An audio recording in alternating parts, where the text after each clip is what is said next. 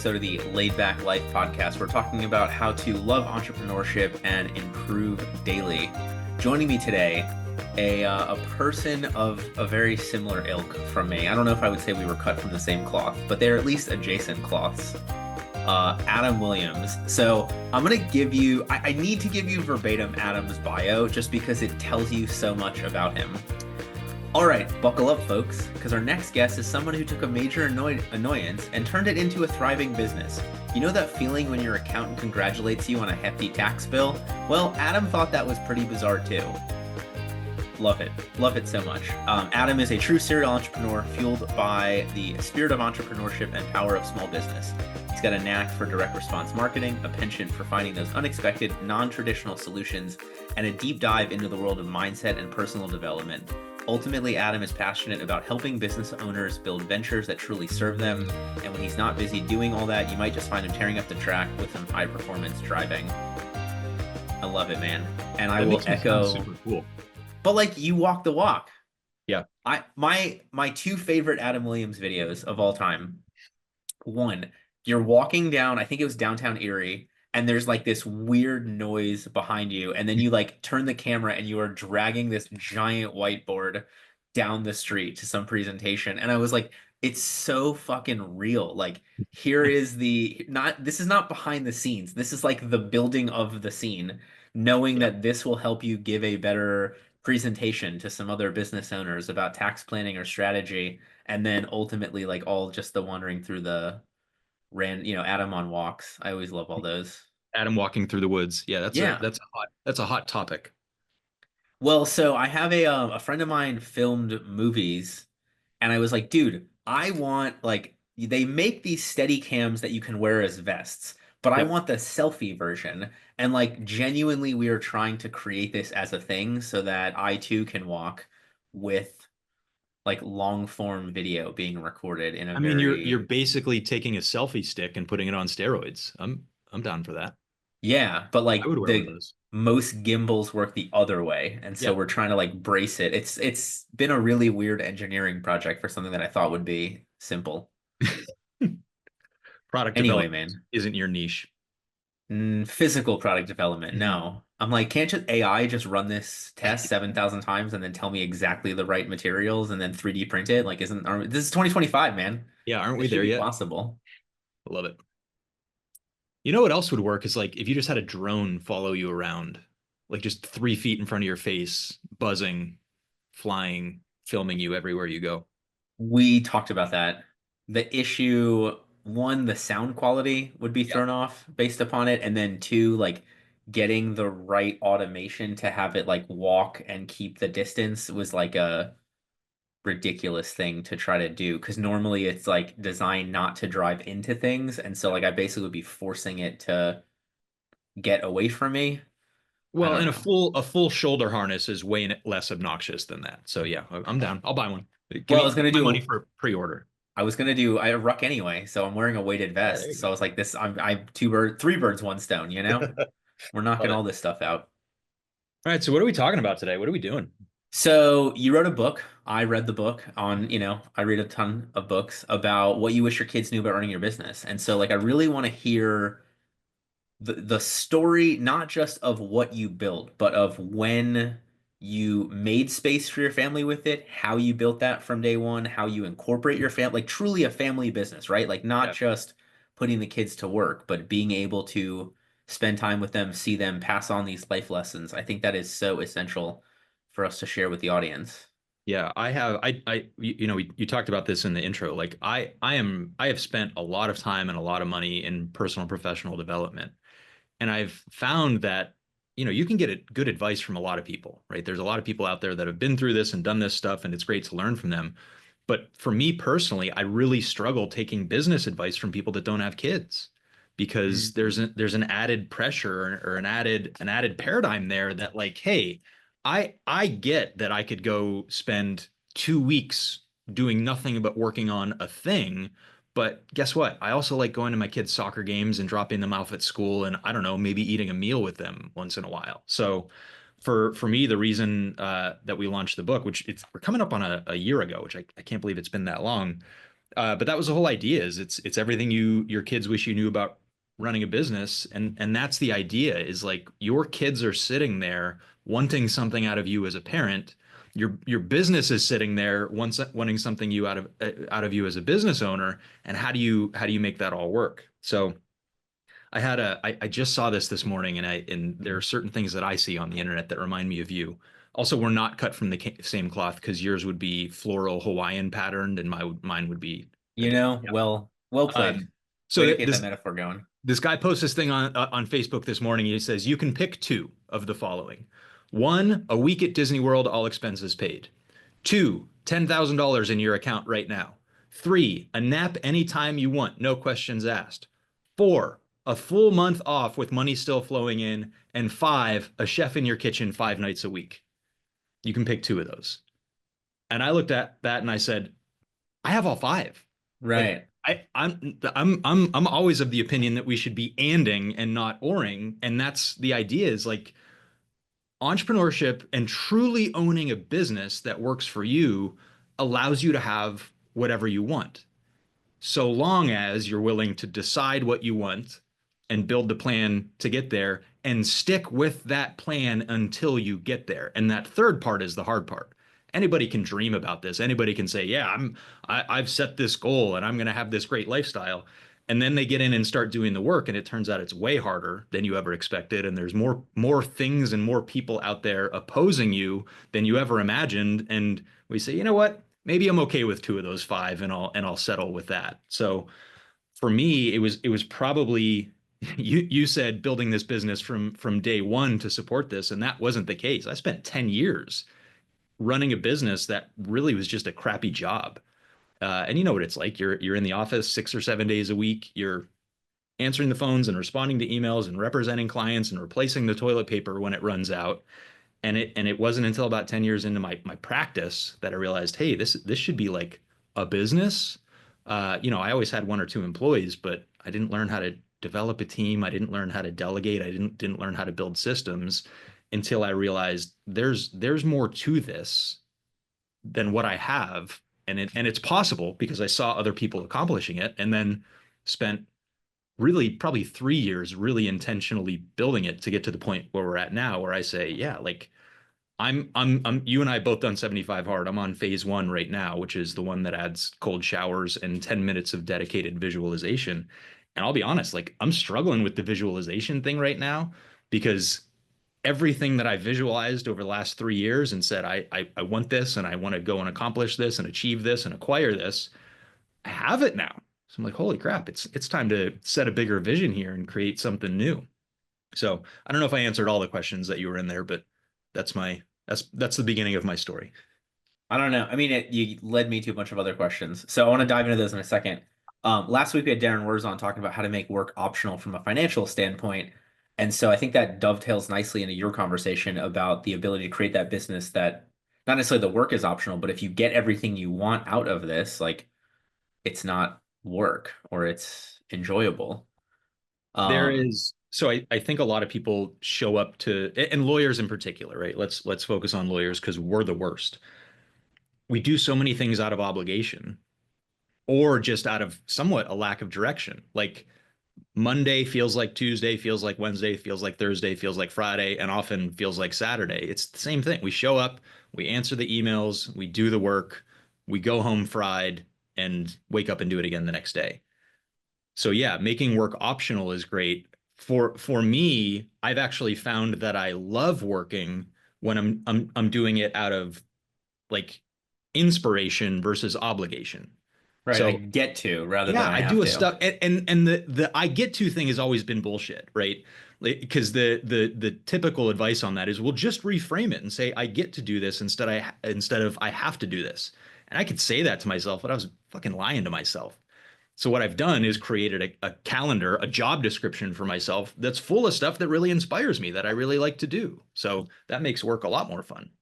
You think it's bogus? You think a lot of people try to force themselves to not, to believe it in a way that's bogus, or you think that it's impossible to actually believe it, and that's the bogus part, or something else. I think they lie to themselves and say, well, I don't want to do this thing, but if I tell myself enough that I should show Ah, gratitude for this and I should say that I get to do this, but the reality is you don't like it, you don't enjoy it, so get rid of it and stop doing it and find more of the stuff that you do want to do. So you got it. can create I'll call it a job description for yourself. You can create that Yeah. job description where you have the tasks and duties and responsibilities that are actually things that you get to do because you enjoy doing them and hopefully you're great at them versus taking the crap that you're doing right now and trying to tell yourself, "Oh no, this is really good for me and this is what I want to be doing." I think that's BS. Well, so it's interesting. I mean, the five examples that you gave from the or whatever, the pick two of five. So like I'm in Orlando. I don't think we've ever done or would ever do a week at Disney because like we I mean, I was at Disney yesterday Yeah. because it's Wednesday, why not? But like my 7-year-old was like, "Hey, as a job, I want to just go to theme parks and try the rides and try the food and become like a YouTuber for that." And I'm like, "Cool, man, go for it. Have a Yep. blast. Like if that becomes monetizable, go, it is for a number of people." And so it's Yep. so funny like the pick five, pick two of these five things, but like there are people whose jobs are enjoying a bunch of those things on that list. Yep. But what your son doesn't understand is there's a bunch of crap with that job too, right? You still have to stand in lines. The food eventually gets the last time I went to Disney, I couldn't eat another French fry for a month after that. And then you got like the editing and promotion and dealing with the nasty comments on YouTube. Like there are downsides. It sounds like a great job, but there are Right. downsides to it too. And I think that's the reality of any business and any job is like it's not always I think it's sunshine and roses. Is that the Rocky quote? Like it's not always great, but the great stuff is so great that the parts of it that suck are worth it. So, and I think actually that this brings me back to the question that you asked earlier about, basically how do I integrate my kids and my business in my life and what am I teaching them? That's a great example. Like if you want something, then come up with the plan and go and do it. That's that I teach my kids that. So anything that my kids ask for, I don't tell them no, but I say, all right, how are you going to get it? Right. My son wanted a custom Miami Dolphins Ray Finkel football jersey, which is the most stupid waste. You love it, but it's the most I stupid love waste it. of money. And most parents are Finkel going to is go, Einhorn. it's Einhorn is Finkel. 140. Yeah, it's $140. That's a waste of money. You shouldn't have that. No, man. If that's what you want, I want you to have it. I'm not paying for it. So he went and 3D printed some things and sold them and made money and bought this stupid jersey that he wore to school today, actually. So that's the point is I feel like so many people don't decide what they want or they aren't given permission or they're worried about what other people are going to think about what they want. There's still a large segment of the population out there that says, "Oh, your son wants to ride amusement park rides and be a YouTuber." Like, loser, what's he going to do after that? Play video games professionally? Well, I don't know. Maybe, but I'm not going to limit his options just because I don't like his answers necessarily, right? It's what he wants, and it's so much more empowering for people. So So I'm curious, like you're in the middle of this, parents having some entrepreneurial stuff, passing on to yeah, your kids, but you had like this 10-year run before the family became a key component of what the business needed to support. I don't know what phrasing you want to use there. yeah.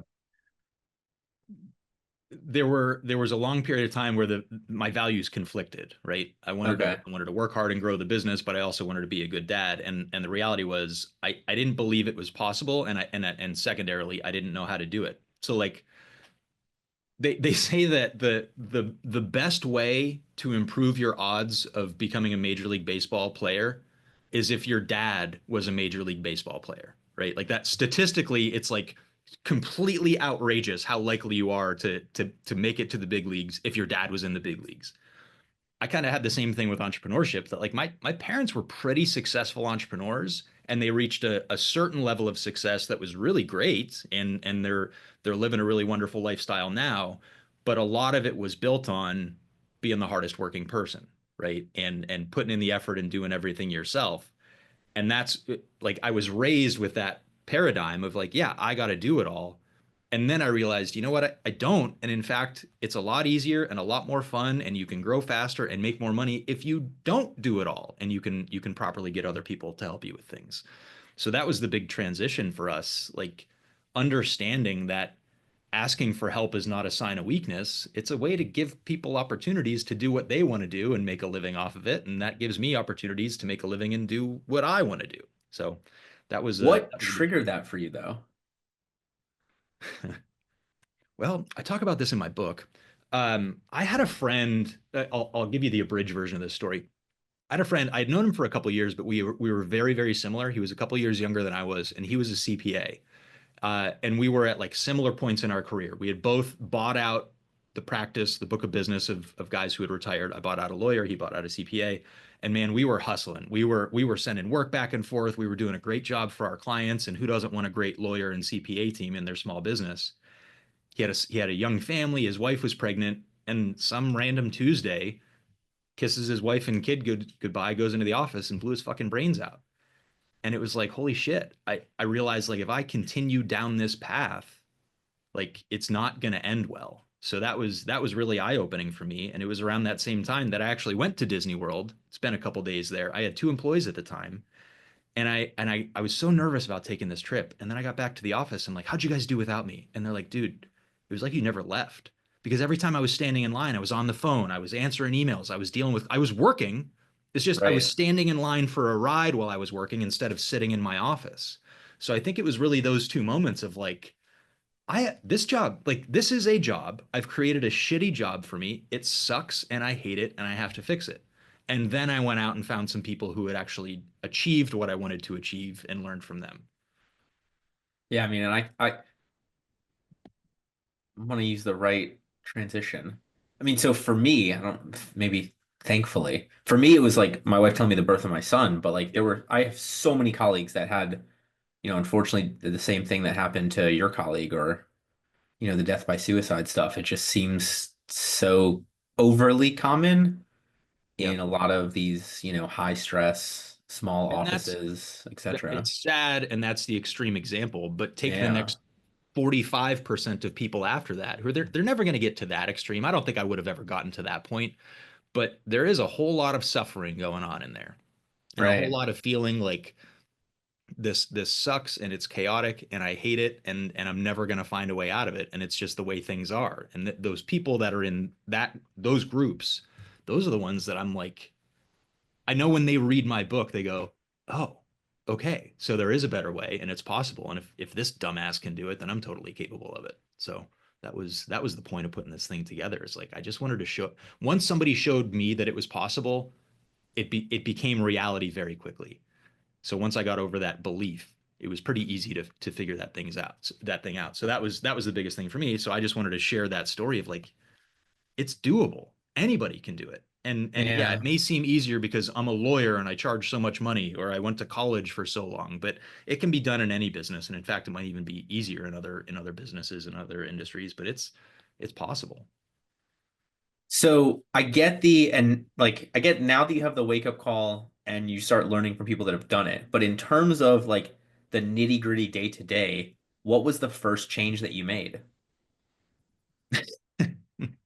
The first so a big limitation for many business owners is money, right? I don't have enough money I can't hire, I can't, bring in the vendor, the contract or whatever because I don't have the cash for it. So, I mean, it's a little different for PI lawyers, but I created a system where we sent bills every month and got paid every month. I- But like you're sitting here as if that's silly low hanging fruit, but there's so many people that should be their first thing. I'd go 4, 5, 6 months without sending bills. And then I'd need the money and I'd go through the bills. And of course, I wouldn't capture all the time or collect all the money and the receivables are out of control. So yeah, we started billing every single month. And we were at the time we were doing a lot of business law stuff. So you get the retainer and do the work. And then we put in systems to have evergreen retainers. So our time to collect went down. We just pull it from trust and clients would replenish the trust. And that, I mean, probably within 3 months of doing that, my wife quit her big fancy job at a mega bank working their accounting department to come and work in our firm because suddenly there was enough money flowing in that like she could leave her job and help me build this thing. So that was a big change too. So yeah, I think that was the first thing is like, okay, let's just start collecting the money that I'm earning because it turns out like I'm working my ass off. I might as well get paid for it. And then once we fixed the cash flow and had some money in the bank, then it was, building what was next from there. It's always amazing to me. I think everybody says, I need more cases, I need more leads, I need more whatever you want to call it.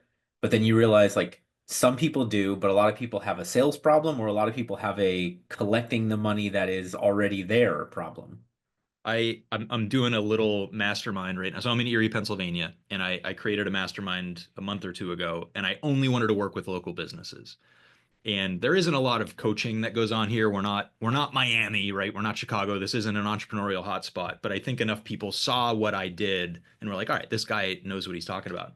So I created this mastermind, and we had a meeting last week. And the one guy he's an electrical contractor, owns a pretty decent business.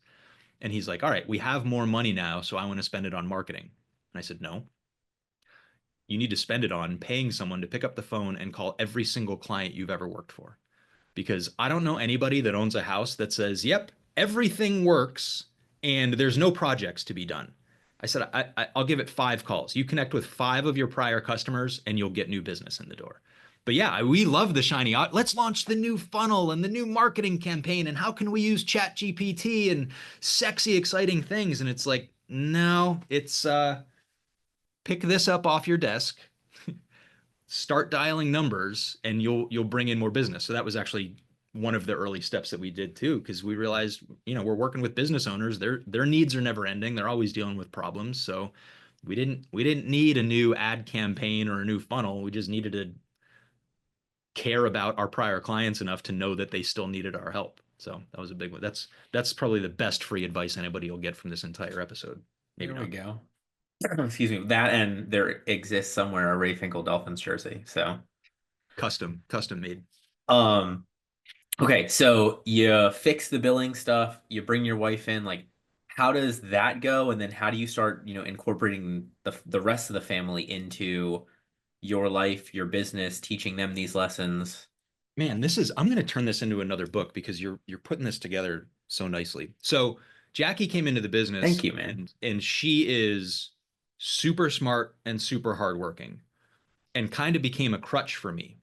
So I could go and, take a breath, but it was just because she was picking up the slack somewhere, right? She helped put the billing system in place. She was doing our bookkeeping and our accounting and things like that.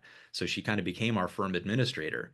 And we realized, like, hey, this didn't really, it's cool that we're working together, right? And we're pretty good about maintaining that boundary of, like, not talking about work at the dinner table unless it's totally necessary or if we're really excited about something.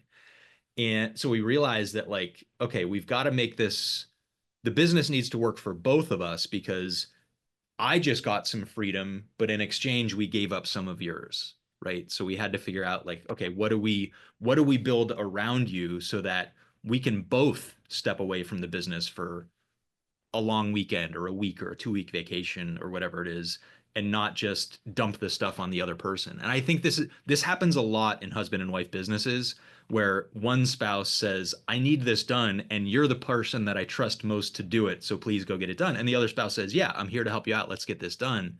So we had to learn how to delegate together, and also sort of as, like, co-leaders in the business, right? The new business that we've launched, which is the one that you talked about in the intro, like, we're 50-50 in that thing. So it creates a ton of opportunities that we can work together on stuff, but also we're equals in it. So I want to hire somebody right now and I'm ready to make the offer. Jackie hasn't even met with this person. Well, she's got to get in and give her seal of approval and make sure that I made the right decision on it. So I think that was the next part, is taking a look at the work that she was doing, continuing to build systems, especially around, like, the production of the work that we were doing. We did a lot of real estate closings back then. So building those systems and then building the team to implement those systems. I mean, just like anything else. It amazes me that, like, 99% of the time I'm telling my clients to hire an executive assistant, or if they have the spouse working with them, or if they have that really trustworthy COO type, then, like, getting that person an assistant. Like, one of those two things becomes the first step in everybody unlocking the freedom to have a life again. The nice thing with putting Jackie in that role is, when we made the first hire to replace her in that role, we had a much better idea of what needed to be done. So, for a lot of growing businesses, we're creating new positions, things that didn't exist before, and I probably could have guessed at that time what I thought the job was going to look like, but she got in there and did it for a year, and we said, "Oh, no, here's really what we need out of this role, and here's the stuff that's less important or that we don't need to focus on, or here are the things that aren't getting done that we need to make sure get done." So it did make that first hire better because again, I've seen this with so many law firms where the let's say the wife is the lawyer and she hires the husband as the firm administrator, and that's the end game. Well, we looked beyond that and said, no, Mhm. you're a temp in this position, and you're going to help me build this position so that we can put somebody in there. And I think that was what really continued to supercharge our growth is we took a longer approach to that and realized that the end result is not that we're both employed in this business. The end result is that we're running this business together. See, it's funny. So, like, you talked about you think the best advice that you gave was them focusing on clients. I think what you just said is the best advice because Yeah, that was great. I fucking yeah, there you go. But like, I fucking hate this concept of like, well, all these other lawyers are working 9 to 5 and they're going to court and they're doing these consults and they're doing this, so I have to do those things too. Like you mentioned making your own job description. You mentioned, having your spouse or trusted person figure out this position so that you can job description what you actually need. Like, Yep. don't go on the internet and say, hey, what does everybody else have your so and so role doing? Like, Yep. figure out what your business needs and go descript to that. Like, it's mind So boggling to me. right now, I mean, so the Pennywise Tax Strategies, the new business we launched a little under 2 years ago. And it's awesome building a new business because you start with a clean slate, but all of the knowledge and experience and team and systems that you had. Now what we focus on is what I call stackables, the thing that you do one time that you never have to touch again because somebody else can do it. So for lawyers, we tend to get in and say, well, client work, client work, client work, client work. I looked at it and said, all right, I'm going to do this once, maybe twice to develop the system, the checklist, the SOP, whatever, and then I'm going to train somebody else how to do it. And that's been really empowering for us is like, all right, we're not going to focus less on what work needs to be done and focus more on how must this business work. And that change for us, I mean, it was a big shift, and it's hard because Jackie and I are both hustlers. We're both hard workers because that's how we were raised. Um, it's a different type of hard work now, but that change of focusing on how the business must operate versus what work needs to be done has been really empowering for us. Do you still think that you work hard or do hard work? Oh yeah, Okay. yeah, but I love it. I love it. See, Like, I don't think I think I work smart now. sure, but you can do both. Yeah, They're you not mutually can. exclusive. So I spent about 4 hours last night in Chat GPT learning it, studying it, because I took a bigger picture approach to AI in general because it's going to influence so many businesses. Sure. I just had to get in and mess around with it because I'm realizing I want to learn enough about this to improve my life and my job and my business so that I can train my team on Right. how to improve their life and their job and their business. So many people with AI right now are focused on how can it automate, I can use AI to answer my intake and respond to emails and create all these automations and efficiencies. Fine. You're playing junior varsity. Varsity is how can I use AI to make my employees more valuable as part of my team? So I created some stuff last night for my assistant that she said, "Oh my God, please don't fire me because you just solved this problem." And I said, "No, what you don't realize is you can now use this tool and you are going to be so much better at your job working for me that in fact, I'm pretty sure I just handed you a raise." And it's like, okay, I think that's the part that a lot of people are missing with AI because they're saying, "Oh, let's replace all the human beings and take all the human interaction out of it." And it's like, Right. so I've got so yeah, I worked really hard on this last night and found some really cool stuff that I've got the time to do. My team doesn't have time to, and now I can take it back to them and make them better Well, and sometimes I think helping them use AI is the best thing you can do for them as well. for sure. Yeah, and I for me personally, one of my focuses this quarter, but in general, just I like to leave people better than I found them. And one of my focuses this quarter is really focusing on our team and developing our team. And this is so yeah, I'm really passionate about doing this. I love doing it. It's fun creating and inventing new things. So that's so I worked really hard on it. Was it working smart too? Yeah, because this is going to make me so much money and make my business and life so much better. But I was I was grinding and it felt good. There we go. All right, so I want to talk about our week, a newsletter, and then I'll come back for Okay. this. So, you all are watching this on Tuesday, June 24th. So this Friday, the newsletter is the process of problem solving slash the process of solution finding. Really took a view of like right now we all have systems for everything in life. The problem might be the outcome of those systems. And so how do you figure out changing the system, bringing on new people, hiring an expert, whatnot through there with some really cool examples from my own life. So I hope you all will enjoy that. Coming back to Adam. So where, we talked about you solve the billing thing, you bring your wife in, and now you've got the opportunity to replace her with other people as you're building out these stackables. Where does the family come into this from a like, now Adam can go to the soccer game. Now Adam can be part of this. Trying to do the math. So back then, I used to drop my son off at school and I'm showing up. I was driving this Jeep Wrangler that like when I shut the door, pieces of it would fall off. And a full suit because I was going to court, right? Or whatever, meeting with clients. And I'd look around the parking lot and all of the cars were nicer than mine. And all of the parents were wearing basketball shorts and flip-flops, right? And I'm like, what am I missing here? What am I not understanding? And I think the journey that I went on mentally was like, you know what? The family piece isn't going to happen by accident. Because when I don't know if it's my natural inclination, when the spot opens up on the calendar, when I free up some of my time, I just used to tend to fill it with work, right? Like that was just my default setting. If there's free time, I must be working. I've gotten over that, don't worry. So it really came down to setting better goals with my family. And I'm not the type of guy that's like, I'm going to go on 17 dates this quarter with my wife, and I'm going to do 14 lunches with my kids, and I'm going to drop them off 19 days this. Like I'm not that person. That works for some people. That's not for me. So I wasn't setting smart goals because they weren't measurable. But I did say like, you know what? I want my kids to understand what they're capable of. I want my kids to understand that they're able to set their own goals and determine their own desires. And I want my kids to understand that I believe the most fulfilling life comes from being able to tell really cool stories. So how do I build that? What do you mean by And the stories thing?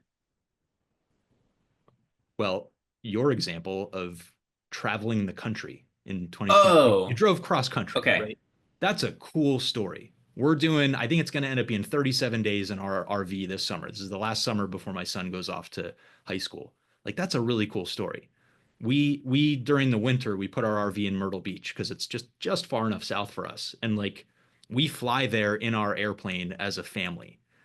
And so my kids get to tell cool stories. They're living a really cool life. And so we went in, my daughter's in first grade, and we went in for parent teacher conferences. And she's like the runt of the class. Like she's the oldest kid, but she's the smallest. And the teacher loves her. And like towards the end of the conference, the teacher goes, and by the way, like I know you guys have the business going on, and I know that, that it keeps you busy and whatever. But she's like, I got to tell you, that Penny shares some of the coolest experiences with this class of stuff that she gets to do, right? And it's like, okay, that's what it's about, right? I'm giving my kids memories. Like we live in a great house and we drive cool cars, yes, but we go on adventures and we do things that are fulfilling. And so we like I said, we do goal setting, but it's a little fuzzier than I think the quantifiable, measurable stuff. And we do like annual vision board meetings as a family. So Christmas break, everybody makes the vision board. And my 7-year-old daughter put on her vision board that she wanted to help homeless people find homes this year. Right. So now it's up to me, like challenge accepted. Let's do this, Like so cool that she's thinking about that, and now we get to make it happen. Or my son's a huge Dolphins fan, so he wants to go to a Dolphins game. All right, well let's do this if that's what you want to do. And just showing them that it's possible. So I spend a lot of time in my kids' school with Junior Achievement, which is an Yeah. organization that I absolutely love. So they're teaching entrepreneurship and job readiness and financial literacy. And I just love preaching this gospel and showing these kids. There are a lot of kids at my kids' school. Their parents are doctors, just the way that it works out. And it's so fun showing them other ways of living that, like, I'm pretty sure I've convinced a couple of these kids in 8th grade not to go to med school, right? Because they say, oh, this other option sounds way better, right? And that's, I mean, that I don't know, that's really fulfilling for me. And I don't know why it's fulfilling, but it is, so I'm going to do more of it. Well, look, I think Henry Ford is a wild character because you've got a ton of negatives and I think a ton of positives. So like Yep. one, he creates these working conditions that really get people set up in the factory setting. But two, he's like, no one's going to buy a Ford unless they give them Saturdays off so they can take the car somewhere. And we end up like, 100 years later with this same balance of like we have time off, but we have this crazy rigid structure that is demanded from our office. And Yep. the minute anybody sees it's possible to have a different way, everybody realizes like, I don't want to work Monday through Friday, 9 to 5, and have to, 2 weeks of vacation. Like that's not the right thing for everybody. I still think it's fun. I mean, I think there was that got this new perspective on that, I think really got accelerated through the pandemic. And there was a lot of chaos, and the job market was so rough, and wages were going up, and all these things that aren't super favorable to employees. But I'm having a lot better conversations with potential hires now about, like, what is it that you want? Because they've actually given it thought now. And they Right. realize that, yeah, it's not 9 to 5. I want some flexibility. I want, if I need to take Wednesday afternoon off to go and do something I want to do, I would love to have that. And I'm creative enough and inspired enough as an entrepreneur that it's like, cool, let's make that happen. And here's what I need from you in order to do that. Well, and then like you read like When by Dan Pink talks about 75% of people are morning people. So you're more focused in the morning and maybe more creative until it tails off in the afternoon. Okay. So like we get up, we work 9 to 5, and then like our family gets whatever hours are left when we have no focus and we're Yep. tired and whatnot, instead of being like, hey, what if I ran a split shift? Like what if I got my kid out of school early? What if we spent time before school? What if we did these things? Like just Yep. this concept of being able to play with your time instead of Yep. having to clock in and clock out, especially with a business that like you will clock in at 8 a.m. and not clock out until 9 p.m. some nights. Like you Yep. have that flexibility somewhere else. Yep. For sure. Yeah, and we've gotten help with it too. I mean, we have a nanny, like, full time, and it seems like her primary job responsibility is driving our kids places. And could I spend that time with my kids? Sure. I love driving my kids to school. That's like the best part of my day. But I'm not sure that running them around to errands and to get their, eyeglasses and whatever, like, I don't think that's going to be the highest quality time because I'm going to be distracted and thinking about other things. So now it's like, all right, we get home from work and the kids are substantially done with their homework and dinner's ready, and we can actually focus and have really good quality time with them. That it's like, is it less time that we're spending with them on the whole? Yeah, probably. But the quality of that time is amplified so much for us. So that was a tough one for my wife. Like, really, we're going to hire somebody to take care of our kids when we're here, and we're like, it's weird. I work in my basement. She works up on the third floor of our house, and someone else is watching our children in our home at that moment. Like, it feels a little awkward. But then we tried it, and there's no going back. I mean, you hire a receptionist, you hire an intake person, you hire a case manager, you hire like what's the difference when you're not using it as a crutch to not see your kids, when you're using it as the opportunity to really have better time with them? Yeah, yeah, that was a big shift because it's mom guilt, right? It's hard to let somebody else get involved with raising your children. Meanwhile, it's something that happens all over the country and all over the globe. But I think, again, I think understanding what we're building in the business and the life that we're creating and having that as part of our life is what we wanted, and we didn't know until we tried it, but now it's awesome. Well, and so that's we launched the Luau earlier this month, last month when everybody else is listening to this. Just getting more people together who all are putting the family first, putting the life first, and just seeing that it's okay by having a community of people doing it. Yep.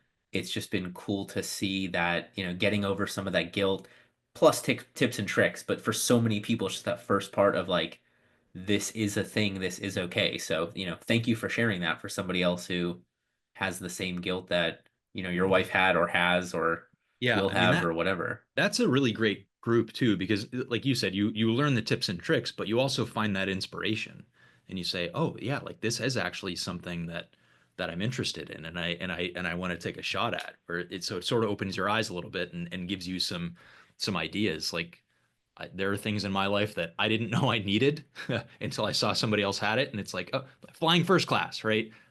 I didn't think it was ever for me. And then I went and did it once because we were going from Erie to Phoenix and it was a long flight. And it's like, well, I can't go back now because this is more awesome than anybody ever described it to me, right? And that's a good example. Hey, find value. That's what it's about. Yep. So, we've got about 10 minutes. I really want to hammer the like integration of the kids into your life or making time for them. But before we do that, is there anything else that we've missed to No, talk this is about in more this has been detail? this has been thorough. This has been good.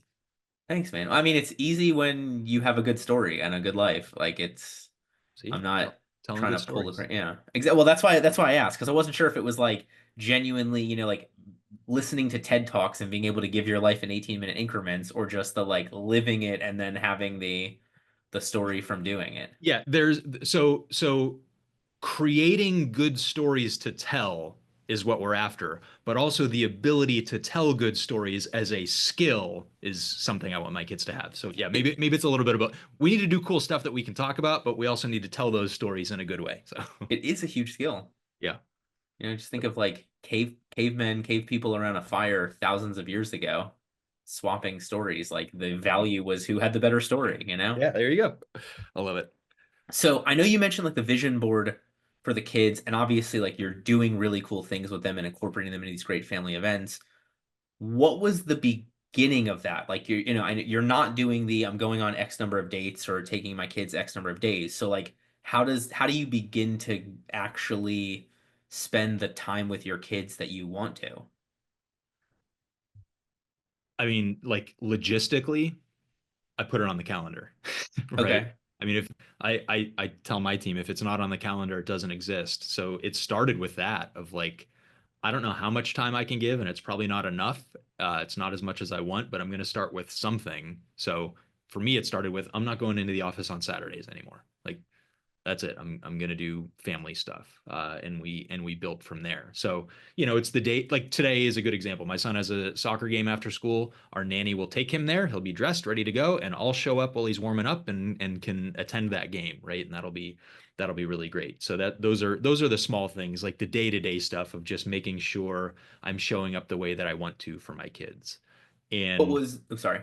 well, for me, I think a lot of people get this identity of I am a parent of a child and I have to show up like that. But the reality is once they become adults, that identity has to shift. So I came to terms with that of like, yeah, I'm always going to be a dad, but I've only got a certain period of time to be the type of dad that I want to be to teach my kids the things that I want to teach them so that they can become the adults that they're capable of becoming. So it started with the little stuff on the calendar, here and there, just blocking out the time. And then it turned into, all right, how can we do cool stuff? How can we create great memories? So, the big RV trip or some of the vacations that we've taken, like we do big cool things with them that my son has been obsessed with NASCAR for years. So we go to a race every year. Last year he picked the race and I said, all right, we got these options for tickets. And of course he picked the luxury box suite thing, which was super cool. And it's like I love to not tell him no on stuff like that because I made him work for it. I made him do some stuff. Or you and I had that experience trying to get to the luau with Tua, where our flight got canceled. We turned that into a really great trip, Hey, despite that. So yeah, I got there, man. Just $5,000 worth of damage to the car, but I made it to the luau. well, I So, I spent about that because we got a night at the Ritz Carlton, and I think it was 2 nights at the Ritz Carlton, and did a bunch of other really cool stuff. So oh, yeah, I'm glad. I mean, you guys missed the whole thing. I mean, at least yep. we came in with a zip tied bumper on my vehicle, so Yeah, so our cost was the same, our experiences were different, but the outcomes were both still pretty wonderful. So, but so earlier you mentioned like your natural inclination was free time or extra time on the calendar was added for business. Mhm. So was it a mindset shift to put the kid stuff on there? Was it having to delegate to the team, like please hold Adam accountable to seeing the kid stuff? What was that flip? I think part of it was the identity issue of like I just identified myself as a lawyer. Adam's a lawyer, right? Like that's what he does. Gotcha. So I always defaulted to lawyering. And then I realized, I can't be one dimensional. There's more aspects to life, and balance is not the term that I like to use, but it is being aware of those different categories of your life and making sure that, if you're grading yourself 1 to 10, are you scoring where you want to score in those different areas? And yeah, I was a 10 out of 10 as a lawyer, and I was like a 4 as a parent, and my health and wellness was a -3. So I sat and evaluated that and said, all right, it's time to make some adjustments and make some changes. And I evaluate it periodically because it's not like it it goes through seasons, or it goes through times where things are going to change and things are going to adjust. And there are times where I do want to prioritize the business, and there are times where I want to prioritize my kids or myself or my spouse or whatever it is. And I think being intentional about that, and not letting it happen by accident, because it wasn't happening by accident. It just, if there was, like I said, if there was time I became a lawyer, and it's like, well, no, let's think about how else I could be using this time and what else I want to be doing and where I want to be, where and how I want to be showing up. So you've also mentioned a couple of times like your kids want something, creating a plan or them working to get that. Is that doing projects for you? Is that them coming up with their own? I know you mentioned the 3D printing, but like Yeah. was there a time where you showed them that through your businesses? I mean, they do things around the house and in the business that if they want something, we can help them get there and they can earn it. But I've also taught them that the options can be broader than that. I mean, I think the fundamental essence of entrepreneurship is deciding what you want and then going and making it happen. And usually what it comes down to is creating the value to make the money to get what you want, right? That's the essence of entrepreneurship. So I teach that skill to my kids that, my daughter's a shopaholic and just wants to acquire and acquire and acquire. And at 7 years old, she's bringing me ideas for how she can make money on things. Now, what I'm trying to show her is that ain't enough money for everything that you want, and we'll work on that. But I think that was really it. I don't want to I do want them to learn to earn things in the business, because I grew up in the family business and it was a similar idea. But in my parents' business, it was, if you want to make more money, you got to work harder. And what I'm teaching my kids is, if you want to make more money, you got to find ways to create more value and find more value and add more value for people. So tough ask of a first grader, but I'm still working on it. And my eighth grader gets it. So yeah, I mean, I love helping him with this stuff, but I also try and step back as much as possible. So similar to the 3D printing thing, he created other stuff that he wanted to sell, and we were going on a trip, we were going to a seminar. He left the stuff at home that he was supposed to sell at this event. Well, I could have bailed him out, right? Send my assistant in, ship it down to us. You made a mistake. Instead, I made him call my assistant, and then the cost of the shipping we pulled out of his proceeds. So he paid for that mistake, and he was less profitable than he wanted to be. That's a great lesson to learn at whatever, in sixth grade, than when you're 24. you know, Dude, I so swear to you that was gonna be my next question. Just the like letting them fail, letting them hit roadblocks. 100%. I love the idea of making it in a way where it didn't tank the whole project, but it did impact the bottom line. I mean, and ultimately, like that's the best entrepreneurial lesson you could possibly learn. That's it. Yeah, that was more valuable than a year of schooling, in my opinion. Yeah. I I'll mean, take that. everything is solvable. It's just what's the price of solving it? Yeah. Yeah, and I think they're so young. I think they're learning these lessons without realizing it, right? So it's not dad coming in and lecturing and saying how it's supposed to be, but they're picking this stuff up, and I think it's gonna set them up pretty well when they're adults. Awesome. All right, so we're going to come back for some final takeaways from Adam. I want to talk about next week's episode. We've got Rory Safir on. Rory's one of our Luau members who a bunch of us did a 3-day fast. All right, so Adam, for anybody who's been listening for the last hour and is smart enough to want to get everything distilled down and then stay in touch with you, like what's the biggest takeaway and what's the best way for them to connect? So the first thing I would do if I'm looking for something more out of my life and business, the first thing I would do is block off an hour on my calendar. I call it staring out the window time. Shut off your phone, shut off your computer, put all the client work away. Maybe you sit down with a notebook and a journal, but just think. Like put some effort into just deciding what you want and visualizing what you, that's a little woo woo, but like just picturing what it can be. The best lawyers do this, right? They sit down and they rehearse in their mind their closing argument, what their trial strategy is going to be, and they think about stuff, but they do it with the case. They don't do it with their own life, right? So I think just spending that time kind of daydreaming, it's tough for lawyers because we're logical and rational and billing our hours, but that would be the biggest takeaway. And then of course the most fun way Well, to can I jump find, on that? yeah, my The my internet's acting up on me. uh-oh. It's fine on my end, so Okay. um if you think what Adam's saying is super weird, I have found an easier intro to that. ChatGPT, you can have a conversation with it, voice ChatGPT. I'll go for a walk. I'll say, hey, I'm really struggling with this problem. Talk me through it, force me to break it down, whatever. And then at the end, like, give me the takeaways. So in that situation, you visualize the ideal life from this conversation. Okay, great. This is what it thinks the 3 to 5 year things are. These are the 1 to 2 year things. These are the quarterly things. These are the weekly things that comes from it. Like, it's wild. It's not going to be 100% right, but it's going to be 1,000 times better than the nothing that you have right now as a good kicking off point. I did that last night. It helped me create a framework for visualization and like Oh, there picture we these go. steps and think through these things. So yeah, if you don't know, if you can't just sit there and think, yeah, certainly you can use technology for guidance, but don't open up your email inbox while you're doing that. And now to stay in touch, whether it's for Pennywise tax strategy or just some really good outlook on life and business or, helping more entrepreneurs live great lives. Yeah, so our company website is pennywise.tax. We're helping entrepreneurs save money on their taxes. Again, thinking it's a good way to give people more freedom and more control over their life. And then I'm on Facebook. That's where most of my best content is. So it's just under my name, Adam Williams, or on Instagram, I am Cars Coffee Capitalism. Awesome. Adam, thank you so much for being with you. Thank you to everybody who watched and listened. We'll see you back here next week for Rory's episode. In the meantime, please, please, please take that time to visualize what you want. Start taking action towards these things. Call those former clients to get the stuff, money coming in, fix the bills, like take action. All of this is possible.